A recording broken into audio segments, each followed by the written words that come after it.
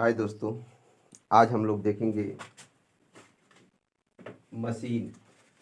Machine में हम आप लोगों को कुछ बताए थे, उसके आगे देखते हैं। एक मिनट, वेट ए मिनट। कहा जाता है कि जितनी बड़ी सोच होती है, त्याग भी उतना बड़ा करना पड़ता है। यदि मैं कह दूं कि मैं डॉक्टर हो जाऊं, इंजीनियर हो जाऊं, जज हो जाऊं, वकील हो जाऊं, तो केवल कह देने से कुछ होने वाला नहीं है। जितना बड़ा सोच रखेंगे, जैसा बनने के लिए ख्वाब सोचेंगे, ठीक उसी के बराबर आपको त्याग करना पड़ेगा। पिछले रोज कुछ दिन पहले एक अखबार में न्यूज छपी थी कि भारत में 83% युवा बेरोजगार हैं। सही बात है, रोजगार होंगे ही, इसमें हम कुछ नहीं कर सकते। मैं खुद बेरोजगार हूं तो क्या कहूं। लेकिन ये जान लीजिए कि जो बनना चाहते हैं आप, जिसकी आप सपना देखते हैं, उस हिसाब से आपको त्याग करना पड़ेगा। ये नहीं कि मैं खेल भी लूं, मैं मस्ती भी कर लूं और मैं ऑफिसर भी बन जाऊं। विद्यालय में पढ़ने वाले हजारों विद्यार्थी होते हैं, लेकिन उसमें सफल होने वाले 2-4 होते हैं। कारण ये होता है कि उन 2-4 का व्यवहार, रहन सहन, बोलचाल, संस्कार, माहौल सभी विद्यार्थियों से अलग होता है। ठीक उसी प्रकार से यदि आप सफल होना चाहते हैं तो झुंड न बनाएं, ग्रुप न बनाएं। सफल होने वाला व्यक्ति अकेला होता है। कोई भी सफल हुआ हो, उसका ग्रुप नहीं देखे होंगे, अकेला रहता है। और मैं चाहूँगा कि आप लोग भी पढ़ाई पर विशेष ध्यान दें, क्योंकि मात्र शिक्षा ही एक ऐसा रास्ता है, एक ऐसी सीढ़ी है जिसकी सहायता से आप अपने परिवार का भविष्य बना सकते हैं। इसके अलावा कोई दूसरा विकल्प नहीं है। आप कठिन परिश्रम करेंगे। कब तक कठिन परिश्रम करेंगे? जब तक शरीर में ताकत होगी। इसके बाद फिर क्या करेंगे? बिजनेस करेंगे। बिजनेस कैसे करेंगे? बिना शिक्षा का बिजनेस करेंगे। जब तक शिक्षा नहीं होगा तब तक से कोई भी कार्य नहीं होगा। शिक्षा का मतलब केवल गणित, अंग्रेजी, विज्ञान जानना ही नहीं होता है। शिक्षा का मतलब आपके दिमाग का विकास होना होता है। कहाँ तक आप सोच सकते हैं, किस ऊंचाई तक आप विचार कर सकते हैं किसी कार्य के प्रति। देखते हैं, आज हम लोग देखेंगे मशीन। मशीन में पहले हम आप लोगों को पढ़ाए थे मशीन का कार्य सिद्धांत, यानी मशीन कैसे कार्य करता है। उसमें ऑब्जेक्टिव प्रश्न उठता है कि मशीन में पढ़ा रहे थे आप लोगों को शायद मोटर, डीसी मोटर और जनरेटर का सिद्धांत एक ही होता है। दोनों फैराडे की विद्युत चुंबकीय प्रेरण के सिद्धांत पर कार्य करते हैं। ये पूछा जाए कि मोटर किस सिद्धांत पर कार्य करता है, मोटर के आर्मेचर में किस प्रकार की धारा उत्पन्न होती है, मोटर किस प्रकार का यंत्र है, जनरेटर किस प्रकार का यंत्र है, ऐसे ऑब्जेक्टिव पूछ सकता है। और आजकल तो कंपटीशन के युग में केवल ऑब्जेक्टिव प्रश्न ही आ रहा है, केवल और केवल ऑब्जेक्टिव। और ऑब्जेक्टिव प्रश्न जितने भी बन रहे हैं, सभी ऑब्जेक्टिव प्रश्न थ्योरी के बेस पर बन रहे हैं। यदि आपके पास थ्योरी नहीं है तो ऑब्जेक्टिव भी नहीं बन पाएगा। अतः थ्योरी पर विशेष ध्यान दीजिएगा। पीछे का बस हम थोड़ा सा रिवीजन करा देते हैं, इसके बाद आगे बढ़ेंगे। उसमें बताए थे कि 2 पोल होता है, उसके बीच में एक कॉइल होती है। कॉइल बोले तो तारों का कई फेरा स्प्रिंग की तरह मोड़ दिया जाए ऐसे, और एक ही में सेट कर दी जाए। इसमें एक यन होता है और एक यस होता है। यह घूमने वाला पार्ट होता है। यह घूमने वाला पार्ट एक शाफ्ट पर माउंटेड होता है, फिक्स होता है, और यहाँ पर बेयरिंग लगा होता है। बेयरिंग की सहायता से यह शाफ्ट घूमता है और इस शाफ्ट पर ये कॉइल फिक्स होते हैं। यहाँ पर बताए थे कि कार्बन ब्रश लगा होता है 2 ठो। आज इसी के आगे देखते हैं। ये भी बताए थे कि इसमें किस प्रकार से कौन सी धारा उत्पन्न होती है। फ्लेमिंग के बाएं हाथ के नियम की सहायता से किस में धारा ज्ञात कर सकते हैं। फ्लेमिंग के दाएं हाथ के नियम की सहायता से किस में धारा ज्ञात कर सकते हैं। चुंबकीय क्षेत्र की दिशा ज्ञात करने की कौन सी विधि है, पिछले वीडियो में हम बता चुके हैं। इसी के आगे हम लोग देखते हैं मोटर के पार्ट। मोटर के पार्ट अथवा जनरेटर के पार्ट, क्योंकि जनरेटर और मोटर दोनों क्या होते हैं, एक ही होते हैं। अतः उसी के आगे हम लोग देखेंगे जनरेटर के पार्ट। जनरेटर के पार्ट में पहला पार्ट आता है योक, YOKE, योक। इसको कहता है बॉडी। बॉडी क्या होता है? बॉडी कुछ और नहीं होता है, इस गोलाकार आकार का एक लोहा का पार्ट होता है जो एक स्टैंड की सहायता से ऐसे शिफ्ट होता है।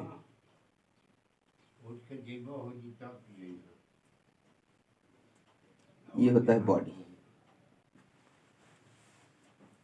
यह जो है ढलवा लोहा, माइल्ड स्टील, सिलिकॉन स्टील इत्यादि का बना होता है। तो सोचने वाली बात है कि इस बॉडी को क्या हम प्लास्टिक का भी बना सकते हैं अथवा लकड़ी का भी बना सकते हैं? केवल कुछ विशेष चुनिंदा धातुओं का ही क्यों बनाते हैं? उस चुनिंदा धातुओं का ही क्यों बनाते हैं? तो पहले ही बताए थे कि इसमें 2 पोल होते हैं, एक होता है यन और एक होता है यस। इसके बीच में घूमने वाला पार्ट होता है जिसको कहा जाता है आर्मेचर ना। तो इधर से चुंबकीय क्षेत्र इसमें आता है, तो उसी प्रकार से इसमें भी क्या होंगे, 2 पोल होंगे। हम कल्पना कर लेते हैं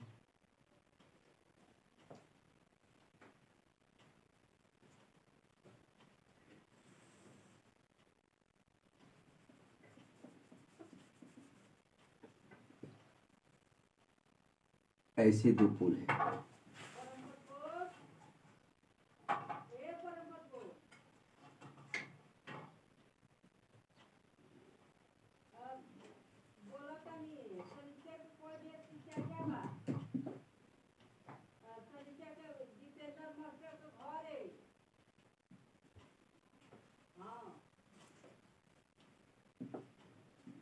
एक पोल ये हो गया और एक पोल इधर बना देते हैं।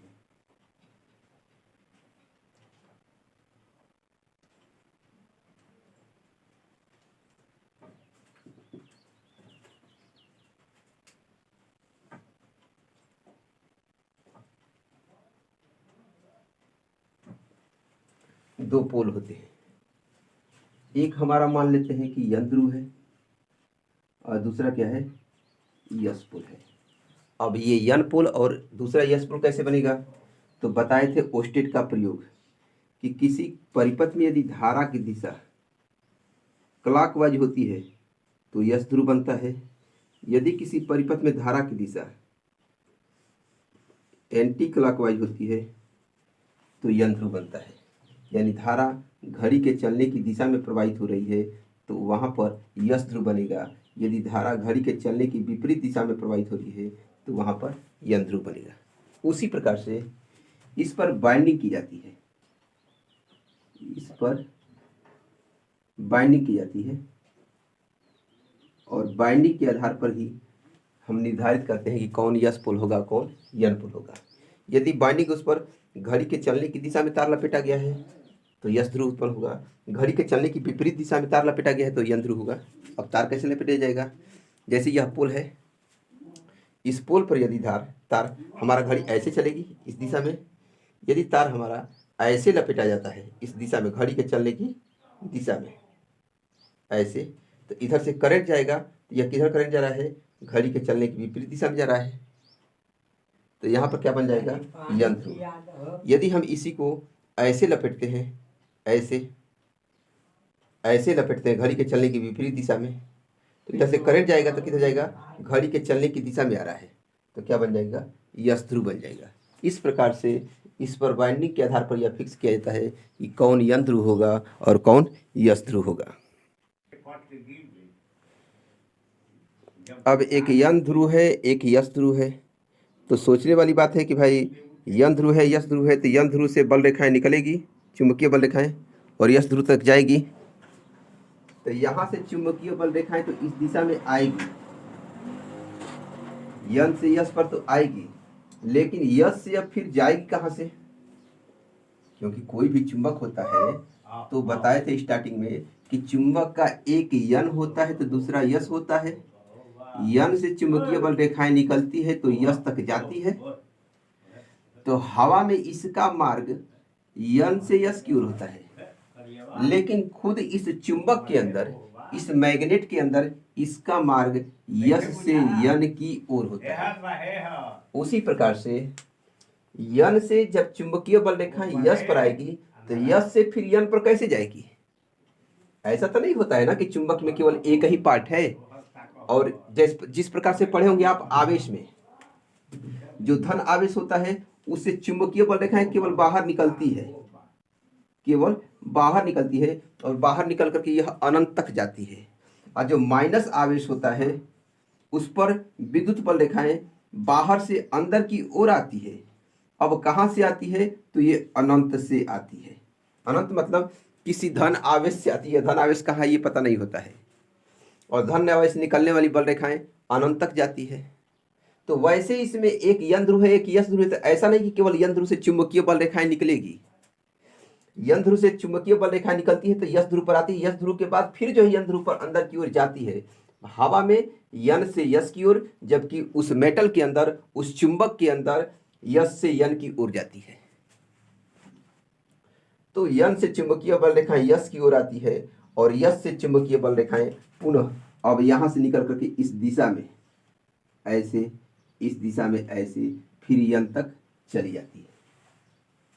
इस प्रकार से यह कंफर्म हो जाता है कि इसका बॉडी किसी ऐसे मटेरियल की से बनाया जाए जिसके अंदर चुंबकीय बल रेखाएं प्रवाहित हो सके। बात क्लियर? आशा करता हूं कि समझ में आ रहा होगा। अब हम जो है आप लोग कक्षा 10, 11, 12 में पढ़े, 10 में और 12 में पढ़े होंगे, 11 में तो शायद विद्युत है ये नहीं है, कि किसी भी चालक के अंदर धारा का प्रवाह होता है, किसी भी चालक के अंदर विद्युत धारा का प्रवाह होता है। किसी चालक के अंदर विद्युत धारा का प्रवाह किसके कारण होता है? तो मुक्त इलेक्ट्रॉनों के कारण। किसी चालक में जितने मुक्त इलेक्ट्रॉन की संख्या जितना ही अधिक रहेगी, धारा का प्रवाह उतना ही सुगमता से होगा। जिसके अंदर मुक्त इलेक्ट्रॉनों की संख्या जितना कम होती है, धारा का प्रवाह उसमें उतना ही कम होता है। अर्थात कह सकते हैं कि चालक कोई तार है तो तार के अंदर एक विशेष प्रकार का गुण होता है जो अपने अंदर बहने वाली धारा का विरोध करता है, वह उस पदार्थ का प्रतिरोध कहलाता है। लेकिन इसी के अंदर कुछ ऐसा गुण होता है जो धारा के प्रवाह में सहायक होती है, जो उस चालक तार की चालकता कहलाती है। उसी प्रकार से मोटर अथवा जनरेटर की बॉडी, जिसको युग कहा जाता है, सदैव ऐसे पदार्थ की बनाई जाती है जिसके अंदर से चुंबकीय बल रेखाएं सुगमता से प्रवाहित हो सके, और उसके अंदर ऐसा गुण हो जो चुंबक को प्रवाहित करने के लिए, चुंबकीय बल रेखाओं को प्रवाहित करने के लिए सहायता करे, न कि रुकावट, अवरोध उत्पन्न करे। छोटी मोटरों में ढलवा लोहा का बनाया जाता है, बड़ी मोटरों में सिलिकॉन मिला दिया जाता है उसके अंदर, तो सिलिकॉन स्टील का बनाया जाता है, जिसे माइल्ड स्टील भी कहा जाता है। इनके अंदर जो है चुंबकीय पारगम्यता, अर्थात जो तार के अंदर चालकता होता है, उसी प्रकार से चुंबकीय बल रेखाओं को प्रवाहित करने के लिए जो चालक का गुण उत्पन्न होता है, वह जो है सिलिकॉन स्टील के अंतर्गत उत्पन्न होता है। तो इसके अंदर जो है इसका निर्माण, बॉडी का निर्माण, योग का निर्माण सदैव सिलिकॉन स्टील से किया जाता है। बात समझ में आ रही होगी। सिलिकॉन स्टील का बनाने से यह फायदा होता है कि जो इधर से चुंबकीय बल रेखाएं आती है तो इधर आसानी से जाती है, इसके अंदर चुंबकीय बल रेखाओं के मार्ग में कोई अवरोध उत्पन्न नहीं होता। आशा करता हूं इतनी बात समझ में आ रही होगी। एक यंत्र होता है, एक यश ध्रुव होता है। यंत्र ऊपर बाइंडिंग किस प्रकार से करनी है ये भी बता दिए हैं प्रैक्टिकली, कि यदि आप किसी भी कॉइल पर, किसी भी पोल पर वायर यदि लपेटते हैं घड़ी के विपरीत दिशा में, घड़ी हमारी ऐसे चलती है, इस दिशा में चलती है, और हम वायर किस तरह लपेट रहे हैं, ऐसे लपेट रहे हैं घड़ी के चलने की विपरीत दिशा में। वायर किस तरह लपेट रहे हैं, घड़ी के चलने की विपरीत दिशा में। घड़ी के देखिए ऐसे जा रही है, ऐसे आ रहा है, और घड़ी चलती है ऐसे, हम लपेट रहे हैं तार ऐसे। तो घड़ी के चलने की दिशा, विपरीत दिशा में यदि हम तार लपेटते हैं तो धारा जब इधर से जाएगी तो किधर जा रही है, घड़ी के चलने की दिशा में। अतः यहाँ पर क्या उत्पन्न होगा, यश ध्रुव उत्पन्न होगा। यदि हम इसी कॉइल को पोल के ऊपर ऐसे लपेटते हैं घड़ी के चलने की दिशा में, और घड़ी के चलने की दिशा में जब भी लपेटेंगे तो धारा जब प्रवाहित होगी तो वह ऐसे जाएगी, अर्थात घड़ी के चलने की विपरीत दिशा में, तब जो है यश ध्रुव, ये यंत्र ध्रुव उत्पन्न होगा। तो लपेटे गए कॉइल के आधार पर हम निर्धारित करते हैं कि कौन यंत्र ध्रुव होगा और कौन यश ध्रुव। यही कारण होता है कि जब भी वाइंडिंग की जाती है तो अल्टरनेटिव वाइंडिंग की जाती है। एक पोल पर क्लॉकवाइज तार लपेटा जाता है तो दूसरे पोल पर एंटी क्लॉकवाइज, फिर अगले पोल पर क्लॉकवाइज, फिर अगले पोल पर एंटी क्लॉकवाइज। आशा करता हूं कि आपको ये बात कन्फर्म हो गया होगा। दूसरी बात, ये इस आकार का क्यों बनाया जाता है, क्यों नहीं ऐसा बना दिया जाता है, इस आकार का क्यों बनाया जाता है? इस आकार का इसलिए बनाया जाता है कि इससे निकलने वाली बल रेखाएं जितना हो सके अधिक एरिया में फैल सके, क्योंकि यहाँ पर बीच में क्या घूमता है, आर्मेचर घूमता है, और ज्यादा क्षेत्र में घूमेगा तो आर्मेचर के ज्यादा भाग पर चुंबकीय बल रेखाएं पड़ेगी, और जब आर्मेचर ऐसे घूमेगा तो ज्यादा से ज्यादा चुंबकीय बल रेखा इस पर से पड़ेगी, तो ज्यादा से ज्यादा चुंबकीय बल रेखाओं को काटेगा। लेकिन यदि आकार ऐसा होता तो यहाँ से केवल इतना ही भागों में चुंबकीय बल दिखाई देता, अर्थात इसके केवल एक निश्चित पार्ट पर, निश्चित क्षेत्रफल पर चुंबकीय बल दिखाई जाती। इसलिए इसका आकार ऐसा बनाया जाता है, और इसे कहा जाता है पोल शू।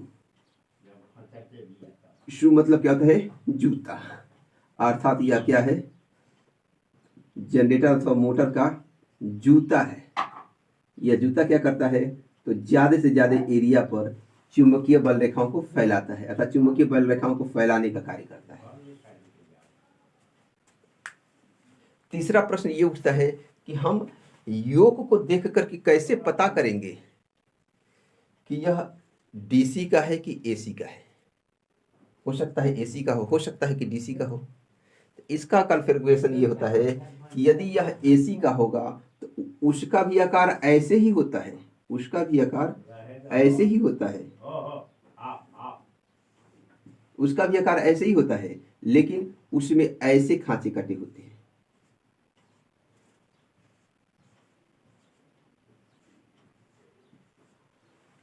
इसमें जो है पोल बनाए जाते हैं। खुला है तब तो देख के बता सकते हैं, लेकिन मशीन पैक है यदि, तब कैसे बताएंगे कि यह डीसी है कि एसी है? अब तो खुला है तो हम देख रहे हैं कि ऐसे एक पोल है, यहाँ पर एक पोल है, ये खांचे कटा हुआ है, तो यह एसी का है और यह डीसी का है। लेकिन यदि पैक है मोटर, वह इसकी वाइंडिंग दिखाई नहीं दे रही है, तब हम कैसे पता करेंगे कि यह एसी की बॉडी है कि डीसी की बॉडी है? तो इसमें प्रत्येक पोल को इस बॉडी के साथ एसेंबल करने के लिए यहाँ पर पिन लगा होता है। पिन की सहायता से, नट बोल्ट की सहायता से यह कसा होता है। इसमें नट बोल्ट की सहायता से इसमें बॉडी में क्या होता है, कसा होता है। तो जिस बॉडी के ऊपर रिपीट कर सकते हैं या नट बोल्ट लगा करके कसा गया होता है, वह किसका होता है, डीसी का। और जिस बॉडी के ऊपर नट बोल्ट लगा करके नहीं कसा गया होता है, वह किसका होता है, एसी का। यदि ये देखा जाए कि इस योग के क्या कार्य है, योग के कार्य क्या है, तो योग अपने अंदर छोटी छोटी बॉडियों को, छोटे छोटे पार्ट को, मोटर के जितने भी छोटे पार्ट हैं अथवा जनरेटर के जितने भी पार्ट हैं, सभी पार्टों को एसेंबल करने का कार्य करता है, अपने अंदर धारण करने का कार्य करता है। यदि यह बॉडी नहीं होता, यह पोल किसके ऊपर एसेंबल किया जाता, किसके ऊपर टिकता?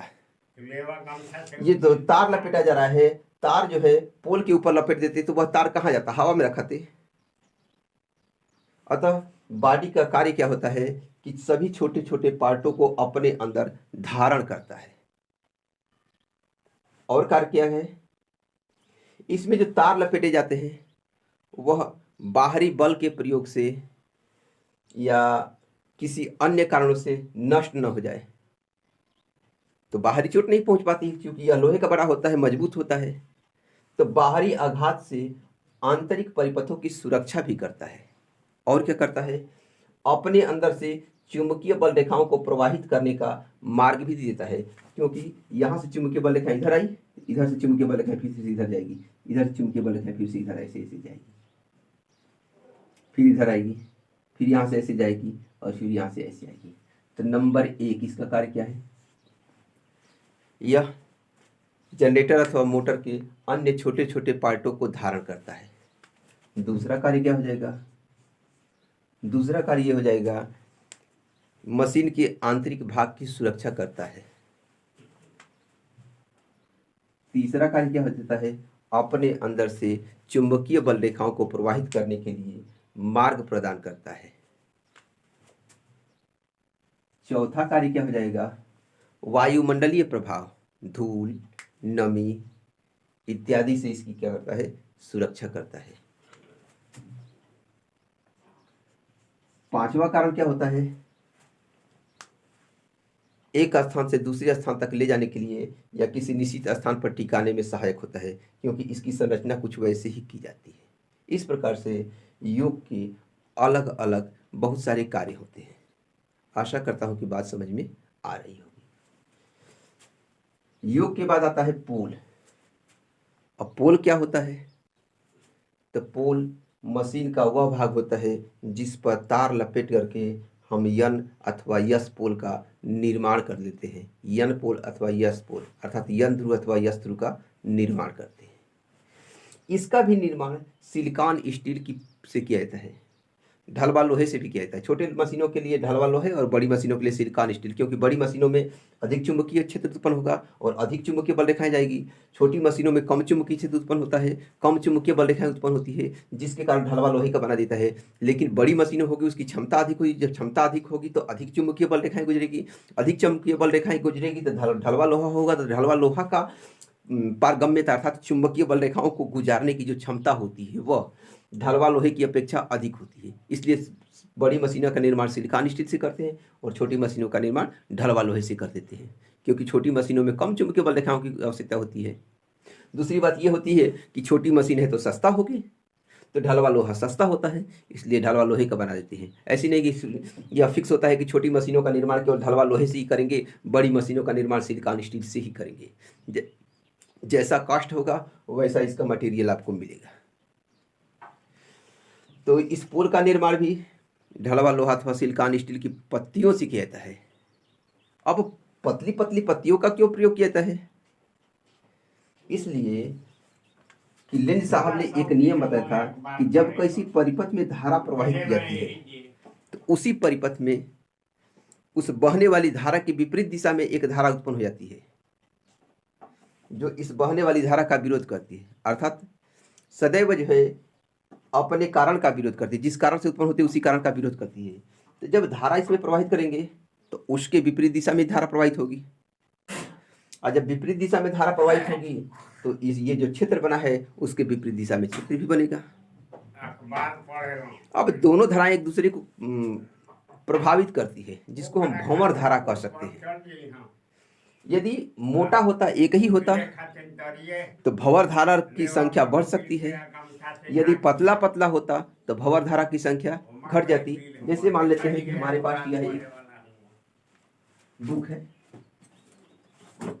है, यह बुक यदि इतना मोटा होता तो इसके केवल हम यहाँ पर लिख सकते, यहाँ पर लिख सकते, लेकिन पतला पतला है तो इसमें कई जगह लिख सकते हैं। तो उसी प्रकार से इस पतली प्लेट में चुंबकीय भंवर धारा निकली, फिर इसमें भंवर धारा निकली, फिर इसमें भंवर धारा निकली। इस प्रकार से प्रत्येक अलग अलग प्लेट में अलग अलग भंवर धारा उत्पन्न होगी और ये सभी प्लेटें एक दूसरे से विद्युत रोधी होती है, अर्थात बर्निश लगा करके एक दूसरे को विद्युत रोधित कर दिया जाता है।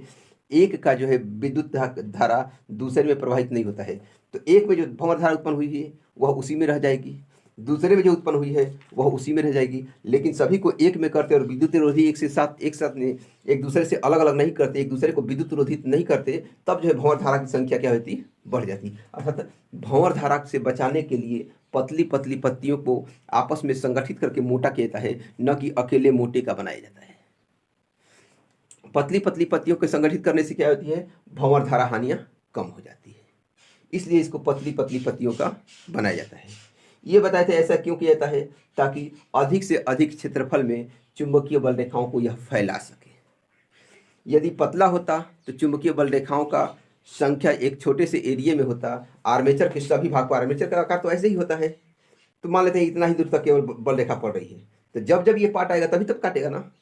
लेकिन पूरे आर्मेचर पर समान रूप से फैल रहा है, तो पूरा आर्मेचर जब घूम रहा है तो चुंबकीय बल रेखाओं की काटने की संख्या क्या होगी, ज़्यादा होगी। और जब चुंबकीय बल रेखाओं की काटने की संख्या ज़्यादा होगी तो इसमें उत्पन्न होने वाला विद्युत वाहक बल, प्रेरित विद्युत वाहक बल जो होता है अथवा प्रेरित धारा होता है, उसकी भी मात्रा क्या होगी, अधिक होगी। आशा करता हूँ कि इतना समझ में आ गया है योग और पोल। इसके बाद क्या करते हैं, इसके बीच में होता है एक घूमने वाला पार्ट, और उस पर क्या की जाती है, वाइंडिंग की जाती है। उस पर क्या होती है, वाइंडिंग। वाइंडिंग कैसे है, तो ये घूमने वाला पार्ट है, तो यहां से इधर से ऐसे है, ऐसे वाइंडिंग की जाती है। ये नहीं कि केवल ऐसे वाइंडिंग कर दी गई, तो एक थोड़ी है, ये एक था ना, इस पर जो है ऐसे वाइंडिंग कर दिए गए। लेकिन यह जो लंबा है, आपको जो है ये वाला पार्ट दिखाई दे रहा है, ऐसे नहीं दिखाई दे रहा है, ऐसे नहीं बनाए हैं हम, जो है मोटर का फ्रंट भी बना है, सामने से देखने पर कैसा होगा वो दिखाई दे। तो वह ये जो आर्मेचर ऐसे घूमने वाला पार्ट है, वह जो है आपको ऐसे दिखाई दे रहा है। तो इसमें ऐसे होगा तो इसमें वाइंडिंग ऐसे होगी, ये आपको इस अवस्था में दिखाई दे रहा है, तो वही जो ये वाला दिखा है। इसमें हम जो है जब वाइंडिंग कर देते हैं तो यहाँ से निकलने वाली चुंबकीय बल रेखा इस वाइंडिंग पर पड़ती है, और जब वह काटता है तो इसमें से धारा उत्पन्न होती है। और जब धारा उत्पन्न होती है तो इसी में लगा होता है कार्बन ब्रश। इसको मिटका देते हैं, थोड़ा सा फिगर स्पष्ट बन जाए, दिखाई देगा।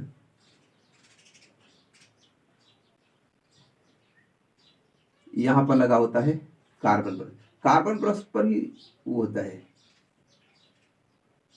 छोटी मशीनों में यह कार्बन का नहीं बना होता है, छोटी मशीनों में तांबा का बनाते हैं, कापर का बनाते हैं। कारण ये होता है, तांबा जो है अर्धचालक पदार्थ है। अर्धचालक इसे कहते हैं, तो ऐसे पदार्थ जिसमें विद्युत धारा का प्रवाह न तो सुगमता से हो, न तो पूर्ण रूप से हो, बल्कि आंशिक रूप से हो, अर्थात इसका प्रतिरोध जो है कापर का होगा तो अधिक होगा। जब प्रतिरोध अधिक होगा तो मशीन छोटी है, उसके अंदर ऊर्जा लॉस ज़्यादा होगा। बड़ी मशीनों में कार्बन का बनाते हैं। बड़ी मशीनों में कार्बन का बनाने का कारण ये होता है कि बड़ी मशीनों में अधिक धारा उत्पन्न होगी, अधिक धारा उत्पन्न होगी तो यह प्रतिरोध के कारण उसमें हीट उत्पन्न होगा। जब प्रतिरोध के कारण हीट उत्पन्न होगा तो जैसे जैसे यह गर्म होगा और चालक पदार्थ होने के कारण उसका प्रतिरोध क्या होता जाता है, घटता जाता है। लेकिन छोटी मशीनों में उतनी धारा उत्पन्न नहीं होती है कि जिससे कि वह उसमें लॉस करके हम जो है बेनिफिट प्राप्त कर सके। जब लॉस ही कर देंगे तो हमको लॉस ही होगा। लेकिन बड़ी मशीनों में लॉस होने का हमको बेनिफिट मिलता है कि जब करंट लॉस होता है तो हीट जनरेट होता है, जब हीट जनरेट होता है तो इसका रेजिस्टेंस घट जाता है। दूसरा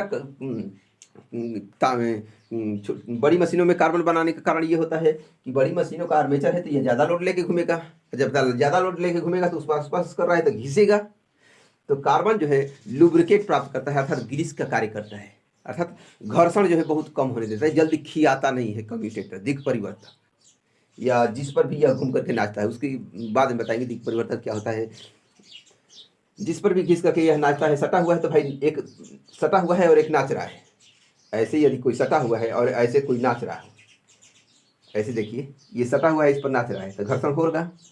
तो यदि बड़ी मशीनों में यदि कार्बन का बनाते, कापर का बनाते तो कापर जो जल्दी घिसता, और कापर के घिसने के साथ साथ ये भी घिसता है, और ये जो है महंगा आता है। इसलिए बड़ी मशीनों में कार्बन का बनाते हैं और छोटी मशीनों में कापर का बनाते हैं, जिसमें धारा का प्रवाह सुगमता से हो सके। अब इसको जो है हम बाहर निकाल देते हैं, और बाहर निकाल करके हम यहाँ से लोड कनेक्ट कर देते हैं। अब लोड के रूप में चाहे बल्ब जलाएं, पंखा चलाएं, मोटर चलाएं, कुछ भी करें, यानी सीधी सी बात, यदि यह जनरेटर है तो लाइन उत्पन्न करेगा। लाइन उत्पन्न करेगा तो लाइन का प्रयोग आप टीवी चलाने में, पंखा, कूलर, फ्रिज में कर सकते हैं। जनरेटर है तो, यदि यह मोटर है तब यहाँ से सप्लाई देंगे, ऐसे जाएगा और ये नाचेगा। तो जनरेटर की स्थिति में इसको यदि हम घुमाएंगे तो यहाँ पर करंट मिलेगा। अब मोटर की स्थिति में यदि हम यहाँ पर करंट देंगे तो यह क्या होगा, नाचेगा। कैसे नाचता है, ये जो है पिछले वीडियो में बताए थे हम, जब बता रहे थे मोटर जनरेटर का वर्किंग प्रिंसिपल, कार्य सिद्धांत। आशा करता हूँ ये भी बात समझ में आ रही है। देर सही लेकिन दुरुस्त सही, जो भी समझिए कन्फर्म समझिए, ऐसा ना हो कि समझ में न आए। फिर से एक बार बता देता हूँ, यह कार्बन का बना होता है, कॉपर का बना होता है, दोनों का बना होता है, लेकिन छोटी मशीनों में कॉपर का बनाते हैं। कारण ये होता है कि छोटी मशीनें कम ऊर्जा लेती है। यदि वह मोटर है तो, जनरेटर है तो कम क्षमता का ऊर्जा उत्पन्न करेगी। तो कार्बन का लगा देंगे तो कार्बन का प्रतिरोध अधिक होता है। कार्बन का प्रतिरोध अधिक होने के कारण इससे उत्पन्न होने वाली विद्युत धारा इसी में लॉस हो जाएगी, यहाँ तक नहीं प्राप्त हो जाएगी, लोड तक। ये लोड है, लोड अथवा सोर्स। लोड मतलब मोटर की जनरेटर की स्थिति में, सोर्स मतलब सप्लाई यहाँ से दे रहे हैं, तो यह बन जाएगा मोटर। तो कार्बन का कॉपर का छोटी मशीनों में नहीं लगाया, छोटी मशीनों में कार्बन का लगाया, कॉपर का लगाया जाता है, और बड़ी मशीनों में कार्बन का। कारण ये होता है कि बड़ी मशीनें ज़्यादा तेज चलती है, जब ज़्यादा तेज चलेगी तो उसमें घर्षण ज़्यादा होगा, तो कार्बन यदि कॉपर होगा तो खिया जाएगा। और केवल यही नहीं खियाएगा, साथ में ये भी खियाएगा। लेकिन कॉपर होगा तो क्या होगा, ये तो घर्षण होगा, 1-2 रुपये का मिलता है, बदल देंगे। लेकिन ये वाला पार्ट नहीं खींचना चाहिए। यदि ये वाला पार्ट खींच जाता है, आर्मेचर वाला पार्ट खींच जाता है, तो वो महंगा पड़ता है। इसलिए हम क्या करते हैं, कार्बन ब्रश का प्रयोग करते हैं बड़ी मशीनों में।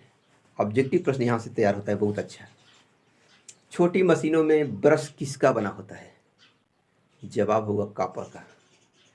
बड़ी मशीनों का ब्रश किसका बना होता है, तो उसका जवाब होगा कार्बन का। डीसी मोटर अथवा जनरेटर और एसी मोटर अथवा जनरेटर के बॉडी को देख करके हम कैसे पता कर सकते हैं, तो ये रिपीट को देख करके पता कर सकते हैं। रिपीट लगा हुआ है तो वहाँ पर पोल कसा हुआ है, इसका मतलब वह क्या है, डीसी है। यदि रिपीट नहीं लगा हुआ है तो डायरेक्ट जो है लगा दिया गया है, तो वह क्या हो जाएगा, एसी। ऑब्जेक्टिव प्रश्न ये उठता है कि पोल का जो ये आगे वाला भाग होता है चौड़ा क्यों बनाया जाता है, बल रेखाओं को फैलाने के लिए। पोल के ऊपर यन और यस कैसे उत्पन्न किया जाता है, तो वाइंडिंग यदि क्लॉकवाइज कर रहे हैं तो उसमें धारा एंटी क्लॉकवाइज बहेगी और वह बनेगा यन ध्रुव। यदि वाइंडिंग एंटी क्लॉकवाइज कर रहे हैं उसमें धारा क्लॉकवाइज बहेगी, तो वह कौन सा ध्रुव होगा, यस ध्रुव। आशा करता हूँ बात समझ में आ रही होगी। अब योक और पोल, योक और पोल के बाद आ गया क्या, कार्बन ब्रश, और क्या हो गया, ब्रश।